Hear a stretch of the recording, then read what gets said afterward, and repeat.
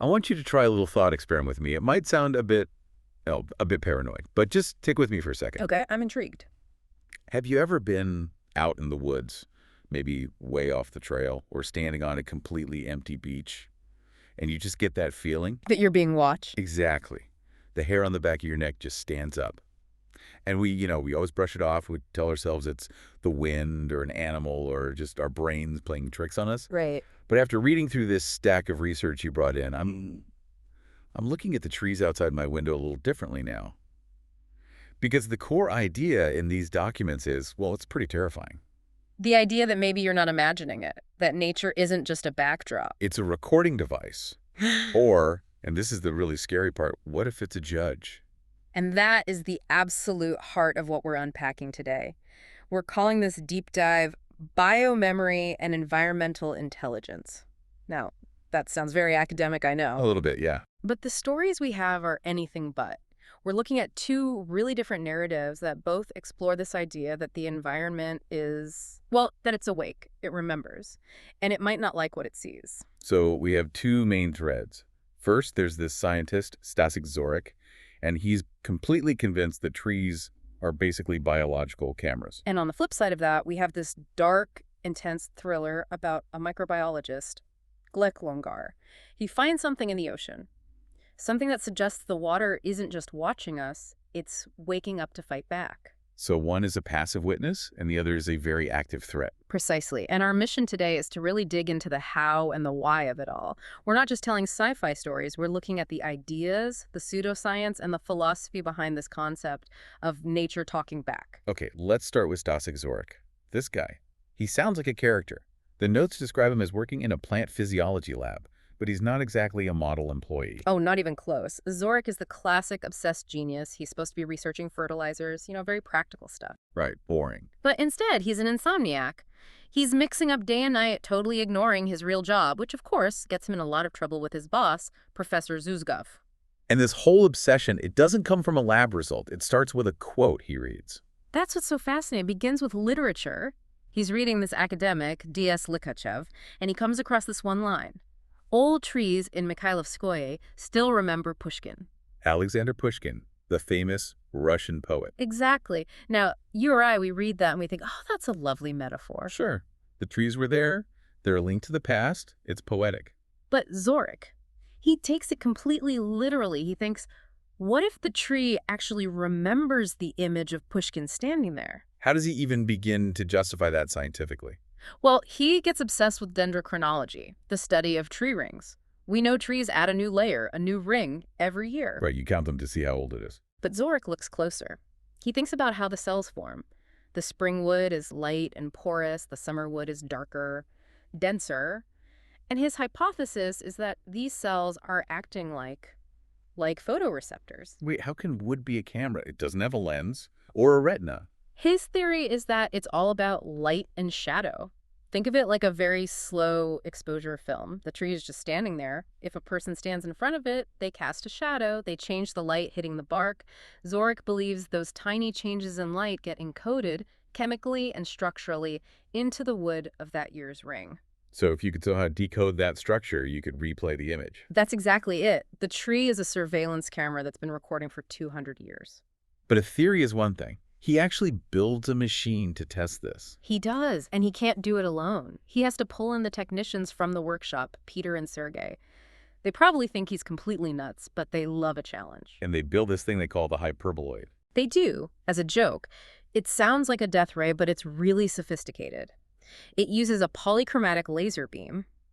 The idea is to find a frequency of light that can penetrate the living cells without burning them. So it reads the memory without erasing it. It reads the cellular density, the stored visual memory, and then projects it onto a TV screen. And does it? I mean, does it actually work? Well, their first tests are on dead firewood. All they get is static, blurry shapes. It's a bust. Okay. Then they try a live twig from a plant in the lab, and that's the eureka moment. What do they see? A blurry, ghostly image, but it's unmistakable. It's their boss, Professor Zuzgov, yelling at them earlier that day. No way. The plant recorded the boss yelling at them for slacking off to build the machine. The irony is perfect, but Zork doesn't care about the irony. He has proof of concept. The machine works. So he packs it up. He's going for the big prize. He wants to see Pushkin. So he takes a road trip to the estate. He goes to Mikhailovskoye. And this part is like a little spy movie. He can't just announce what he's doing. Right, they'd have him committed. So he poses as a landscape photographer. He's got a ladder, all this gear. He sneaks into the famous Kern Alley and sets up the hyperboloid on one of the old trees. The moment of truth. What does he see? Well, not Pushkin, not at first. And this is what's so cool about the story. He scans the rings from about 160 years ago, and he sees the life of the estate. The first clear image is a little peasant boy with a bowl haircut, just staring right at the tree. Wow, that's chillin'. That kid is just locked in the wood. Then he sees a fire, the flickering light and smoke recorded by the cells. He sees a whole gypsy camp celebrating. The source says he can almost imagine the music. It's a window to a world that's completely gone. It's visual time travel. Totally. But he's getting desperate for Pushkin, and that's when he gets caught. And security. By a tour guide named Masha. But she isn't an obstacle. She's fascinated. When he shows her the images, she doesn't report him. She wants to see it too. She becomes his accomplice. So she helps him. She guides him. She takes him to a specific tree, a spot where history says Pushkin used to walk with Anna Kern, the woman he loved. The spot from the famous poem.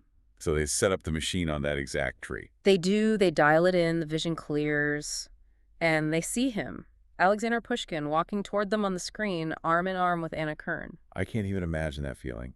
Seeing a ghost, but knowing it's real? It's too much. Masha is so overwhelmed by the sight, her national hero walking out of the past right at her, that she stumbles. The source says she faints or drops the device. Oh no, don't tell me. The hyperboloid falls from the ladder, smashes on the ground. And it's a one-of-a-kind prototype. Held together with hope and spare parts. He can't fix it. The window to the past closes just like that. That's so tragic. It is. But Zork is left with this melancholic victory. He knows. He knows the tree was a silent witness. It recorded it all. The silent witness. That's the perfect phrase for this story. The trees watch, they record, but they don't act. Exactly. Which is the perfect pivot to our second story, the rustle of the surf. Because if Zork's trees are the observers, this next thing, it's the executioner. All right, so we're shifting gears completely, leaving the quiet forest, heading to the coast, and the tone changes. This isn't a quiet drama, it's a full-on noir thriller. It really is. We meet a microbiologist, Glek Longar. It opens with him driving on a deserted road in the rain, and he picks up a hitchhiker, a mysterious woman named Vesta. And Vesta is not quite right. Not at all. She has amnesia. She thinks it's May, but it's October. She's missing 3 months. And physically, she's uncanny. She has no scars at all, not even old childhood ones. Her skin is perfect, like a statue. And there's something about her being thirsty. Constantly. She can't get enough water, and she hears the sound of the surf in her head 24/7. Okay, that's weird. Meanwhile, Longar has his own project in the lab, right? He does, and this is where it all connects. He and his assistant are studying a deep water amoeba they call alpha, specifically sample number 130. What's so special about alpha? Well, in the Petri dish, these single-celled organisms start doing something impossible. They merge. They combine into a single multicellular colony. Like a hive mind. A hive mind. And then Longar tries to kill it. He hits the colony with cyanide. Which should be instant death for any living thing. It should be. But the alpha colony, it doesn't die. It eats it. It eats the cyan. It absorbs the poison, breaks it down into harmless components, and releases the energy as heat. Okay, hold on. That's the key right there. You have an organism that doesn't just survive pollution. It feeds on it. It turns poison into fuel. You got it. And that's when Longar realizes what he's found. Now, this isn't just some new germ. It's the ocean's immune system. It's been dormant for eons, but now, with all our nuclear waste, oil spills, pesticides... The immune system has woken up. And Vesta is the first antibody. So she's connected to this alpha colony. She eventually tells Longar the truth. She didn't just have amnesia, she died. She drowned 3 months ago.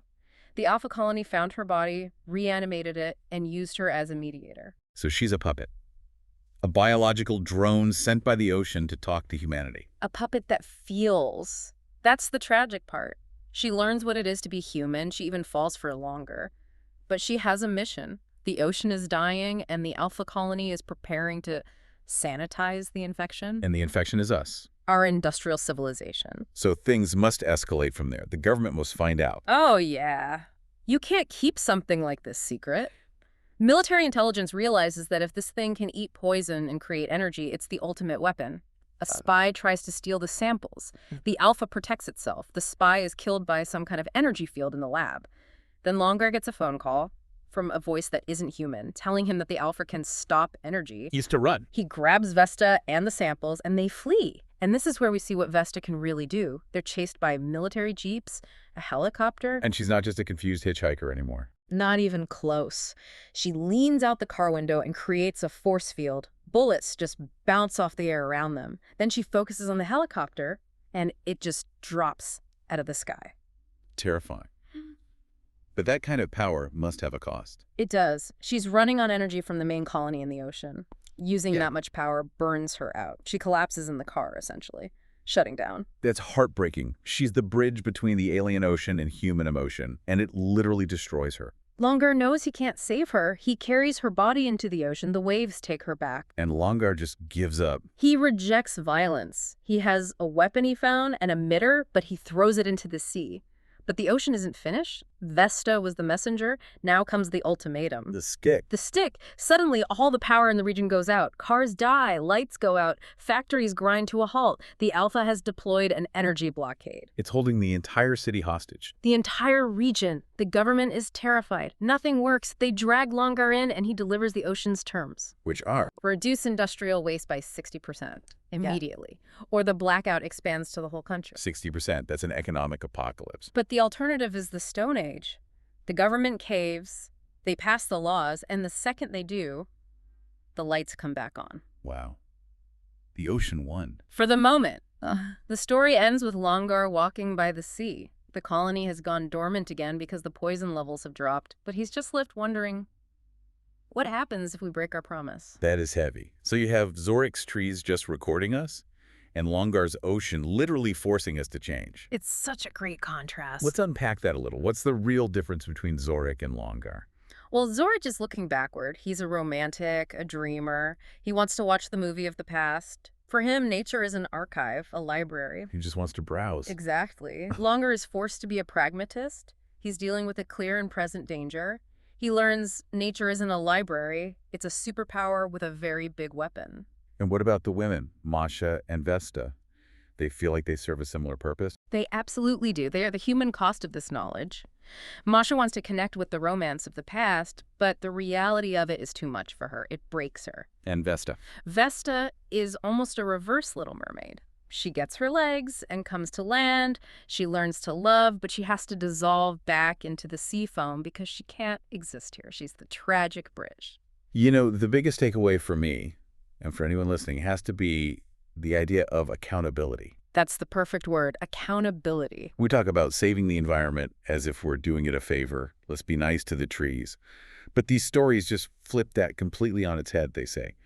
The environment is keeping a receipt. A permanent record. Zorik shows us the surveillance footage. Longar shows us the eviction notice. That's it. The landlord has cameras, and if you keep trashing the place, he's just going to cut the power. And he's not going to ask permission. He's just going to flip the switch. It really changes how you look at a plastic bottle, doesn't it?